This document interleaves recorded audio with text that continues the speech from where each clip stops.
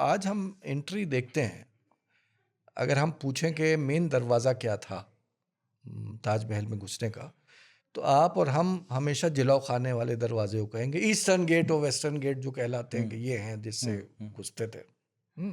ये आवाम के लिए गेट्स थे, कल भी और आज भी। अच्छा।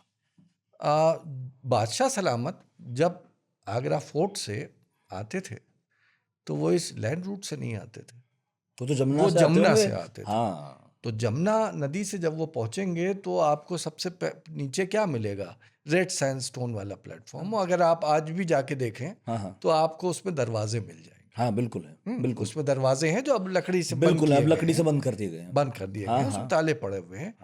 एक्चुअली जब भी शाहजहां मुमताज महल की ग्रेव को विजिट करना चाहता था या बाद में उसके खानदान वाले या कोई भी, so the imperial route to come was through the river. नीचे घुसेंगे और नीचे क्योंकि प्लेटफॉर्म जरूरी है ऊपर के स्ट्रक्चर को मेंटेन करने के लिए, तो और आर्चेस पे उठाएंगे, उसे डोमिकल रूफ्स दे के उठाएंगे, तो नेचुरली नीचे चैम्बर बनेंगे।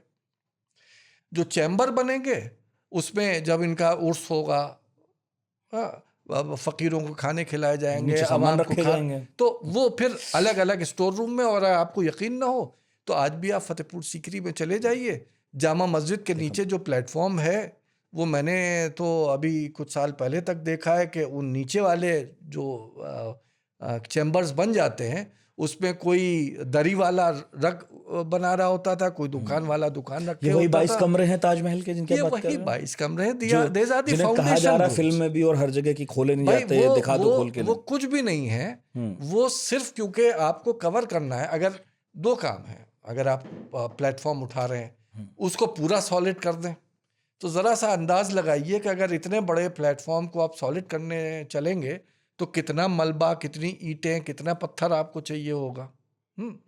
बेस्ट ये है कि आप वॉल्टेड रूफ्स बनाएं और अंदर जो आपको जो कमरे, चैम्बर्स जो साइड्स में या इधर उधर जो बन जाते हैं उनको अपने यूज करें। मसलन जब बादशाह आता था तो एक जगह वो थी कि जहाँ ऊपर वो पहुँच के दरिया से अंदर घुस के वो अपने जो कपड़े अपड़े उसे वो करने होते थे वो पहन के और फिर ऊपर नंबरदार होता था। या नजराने के लिए जो चीजें आती थी वो वहां रखी जाती थी। कोई फंक्शन हो रहा है, खवातीन आ रही हैं, औरतें आ रही हैं, उसी रूट के थ्रू वो जा रही हैं। अब यहाँ के ऊपर मैं इसीलिए इतना डिटेल में आया, तो मुझे नहीं मालूम क्योंकि किसी भी वहाँ के ऊपर जो फैमिली की विजिट का कोई तस्करा। देखिए, याद रखिए कि ताजमहल एक प्राइवेट टूम है। हुमायूं का मकबरा उनका ग्रेवयार्ड, जहां एक आदमी नहीं है। हुमायूं 150 करीब शहजादे वहां पे। सही बात है, बहुत दफन है। Taj Mahal is a private building. तो अब यहाँ के जो विजिट्स हैं उनके बारे में कोई नहीं लिखेगा कि हम कैसे गए अपने घर में। मेरे घर में मैं किधर से किधर निकल के जाता हूँ, किधर जाता हूँ, जब तक मैं ना बताऊं आपको नहीं मालूम होगा। आप बिल्डिंग देखते रहेंगे लेकिन कौन सा कॉरिडोर किस लिए इस्तेमाल होता है वो आपको नहीं खबर होगी।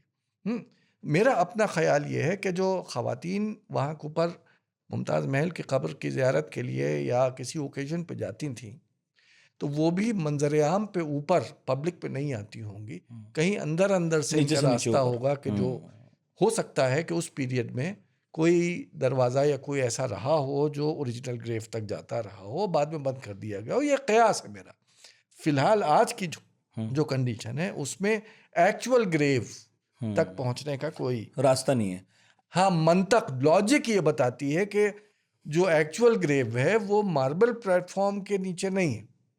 जो एक्चुअल ग्रेव जो दफनाया जाता है वो मिट्टी में दफनाया जाता है, और मिट्टी जो है वो जो रेड सैंडस्टोन का जो प्लेटफॉर्म है उसके नीचे, उससे भी नीचे। जी।